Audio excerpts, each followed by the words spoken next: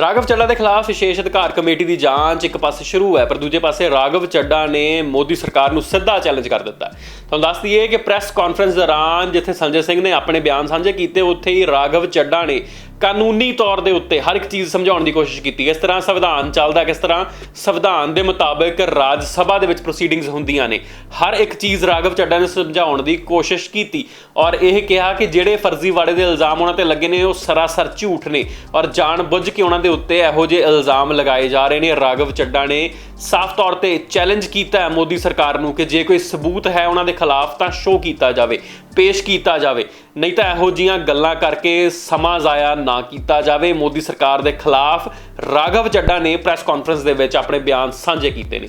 ਉਹਨਾਂ ਨੇ ਸਾਫ਼ ਤੌਰ ਤੇ ਕਿਹਾ ਕਿ ਸਬੂਤ ਪੇਸ਼ ਕਰਨ ਜੇ ਕੋਈ ਹੈ, ਨਹੀਂ ਤਾਂ ਸਮਾਂ ਜ਼ਾਇਆ ਨਾ ਕੀਤਾ ਜਾਵੇ। ਪ੍ਰੈਸ ਕਾਨਫਰੰਸ ਦੇ ਵਿੱਚ ਜਿੱਥੇ ਸਾਰੇ MP ਮੌਜੂਦ ਸਨ ਆਮ ਆਦਮੀ ਪਾਰਟੀ ਦੇ, ਉੱਥੇ ਰਾਘਵ ਚੱਡਾ ਨੇ ਜਿਹੜਾ ਚੈਲੰਜ मोदी सरकार ਨੂੰ ਕੀਤਾ, आओ ਤੁਹਾਨੂੰ ਉਹ ਸੁਣਾਉਂਦੇ ਹਾਂ। पहली चीज तो यह है कि यह रूल बुक है जिसके हिसाब से राज्यसभा चलती है। यह रूल बुक, लाल किताब, इसमें लिखा है rules of procedure and conduct of business in the council of states. इस रूल बुक में जो लिखा है वो मैं आपको बताना चाहता हूं।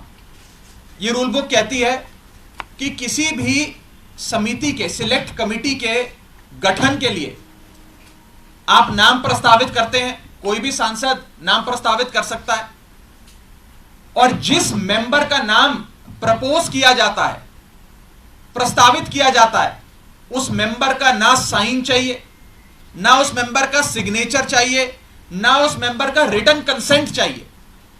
यानी कि इस रूल की किताब में कहीं नहीं लिखा कि सिलेक्ट कमेटी में किसी भी शख्स का, मेंबर का नाम देने के लिए आपको उस प्रस्तावित, प्रपोज्ड मेंबर की रिटन कंसेंट या सिग्नेचर चाहिए। लेकिन एक झूठा प्रचार फैलाया गया कि फर्जीवाड़ा हो गया साइन का। मैं आपको आगे बताना चाहता हूं कि जब भी सिलेक्ट कमेटी के गठन के लिए नाम प्रस्तावित किए जाते हैं तो ना सिग्नेचर लिए जाते हैं, ना सिग्नेचर जमा किए जाते हैं, ना सिग्नेचर की जरूरत होती है। No signatures are required, no signatures are taken and no signatures are submitted. तो जब किसी का हस्ताक्षर लिया ही नहीं, जब कोई हस्ताक्षर जमा किया ही नहीं, तो ये फर्जी साइन का जो एक अफवाह फैलाई जा रही है, ये सरासर गलत, झूठ और बेबुनियाद है। और ये मैं कानून की पोजीशन के हिसाब से बता रहा हूं। और मैं आज इस मंच से बीजेपी के नेताओं को चुनौती देता हूं कि वो कागज लेकर आए मेरे सामने, show me that piece of paper जिसपे ये दस्तखत है। जब कोई दस्तखत है ही नहीं, जब सिग्नेचर होता ही नहीं, तो फर्जी सिग्नेचर की बात कहां से आ गई? मैं चुनौती देता हूं आज बीजेपी को। आप तो इतनी बड़ी पार्टी है, इतनी शक्तिशाली, इतनी ताकतवर सरकार है आपकी, वो कागज दिखाओ मुझे जहां पर हस्ताक्षर है। चुनौती देता हूं मैं आपको। अगर आप कह रहे हैं मैंने कोई कागज जमा किया है जिसमें गलत तरीके से किसी के साइन किए गए हैं, तो वो कागज लेकर आओ, मैं आपको चुनौती देता हूं आज। साथियों, मैं आपको आगे बताना चाहूंगा कि बीजेपी के अज्ञान का, उनके इग्नोरेंस का तो मेरे पास कोई इलाज नहीं है। लेकिन प्रोसेस ये होता है कि जब भी कोई विवादित, कंट्रोवर्शियल बिल सदन के भीतर आता है, तो एक समिति गठन की एक प्रक्रिया बताई गई है कि अगर कोई मेंबर चाहे कि इस बिल पर मतदान ना हो, इस बिल पर और चर्चा हो और इस बिल में क्या चेंजेस किए जाएं वो बताए जाएं, उसके लिए एक समिति का गठन किया जाता है। उस समिति में कुछ नाम प्रस्तावित किए जाते, और जिस शख्स को उस समिति में नहीं रहना, वो अपना नाम विड्रॉ कर लेता है। ये प्रपोजल है, ये प्रस्ताव है, किसी को जर जबरदस्ती नहीं बिठा दिया। मैं आपको एक बहुत सरल एग्जाम्पल के माध्यम से ये समझाना चाहूंगा और आप सब वो मेरी बात समझ जाएं। मान लीजिए कि मेरा जन्मदिन है, मैं अपनी जन्मदिन की दावत देता हूं, एक बर्थडे पार्टी आयोजित करता हूं। अपनी बर्थडे पार्टी में मैं 10 लोगों को न्योता देता हूं आने के लिए। 10 में से 8 लोग मेरा न्योता स्वीकार लेते हैं, आ जाते हैं। 2 लोग मेरा न्योता नहीं स्वीकारते, उल्टा मुझे कहते हैं तुम्हारी हिम्मत कैसे हुई हमें न्योता देने की, तुम कैसे, तुम्हारी हिम्मत कैसे हो गई, मजाल कैसे होगी कि तुमने हमें अपने जन्मदिन का न्योता दे दिया। ये वही बात है, मैंने तो समिति में शामिल करने के लिए न्योता दिया, कोई हस्ताक्षर थोड़ी दिया। लेकिन वो दो लोग मुझसे खफा हो गए। मैं आपको दूसरे तरीके से समझाने का प्रयास करता हूं।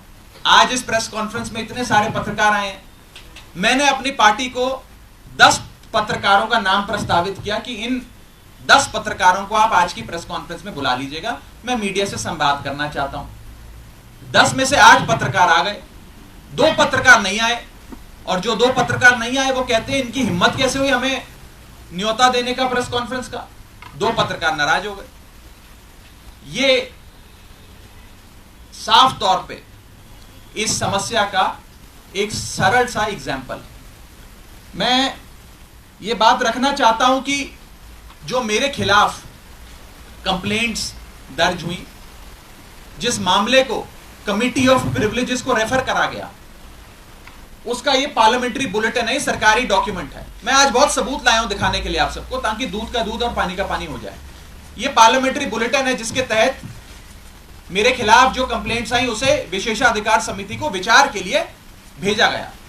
इस पूरी पार्लियामेंट्री बुलेटिन में कहीं भी फर्जीवाड़ा, फोर्जरी, फोर्ज्ड, साइन, सिग्नेचर, हस्ताक्षर, किसी भी शब्द का प्रयोग नहीं किया गया। सिर्फ इतना बोला गया कि इसकी जांच करके बताइए। अगर कोई फोर्जरी होती, कोई फर्जीवाड़ा होता, सिग्नेचर शब्द का प्रयोग तो कम से कम किया गया होता इस पार्लियामेंट्री बुलेटिन में। यह सरकारी दस्तावेज है राज्यसभा सेक्रेटेरिएट का, इसमें भी कहीं जिक्र नहीं किया गया। इसलिए नहीं किया गया क्योंकि जब साइन है ही नहीं तो साइन आएंगे कहां से। लेकिन भारतीय जनता पार्टी के झूठ का मुकाबला करना आसान नहीं है, इसलिए आज आपके सामने आकर यह बात रखनी पड़ी। और जहां तक विशेषाधिकार समिति का प्रोसीडिंग्स का मामला है, प्रिविलेज कमेटी का मामला है, इस देश के कई बड़े नेताओं के खिलाफ कमिटी ऑफ प्रिविलेजेस ने प्रोसीडिंग्स शुरू करी, कार्रवाइयां करी, जिसमें स्वर्गीय अटल बिहारी वाजपेयी जी हैं, जिसमें स्वर्गीय इंदिरा गांधी जी का नाम आता है, मनमोहन सिंह जी का नाम आता है, मोरारजी देसाई जी का नाम आता है, सुषमा स्वराज जी का नाम आता है, अरुण जेटली जी का नाम आता है। उस श्रेणी के अंदर अगर हमें भी शामिल किया गया तो कोई बात नहीं है, मजबूती से अपना जवाब विशेषाधिकार समिति के सामने, कमेटी ऑफ प्रिविलेजेस के सामने देंगे। मैं शहीद आजम भगत सिंह की धरती से आता हूं और पूरी न्याय की लड़ाई लड़ूंगा, और मेरा विश्वास है कि कमेटी ऑफ प्रिविलेजेस अंत में दूध का दूध और पानी का पानी कर न्याय अवश्य करेगी। Subscribe to One India channel and never miss an update.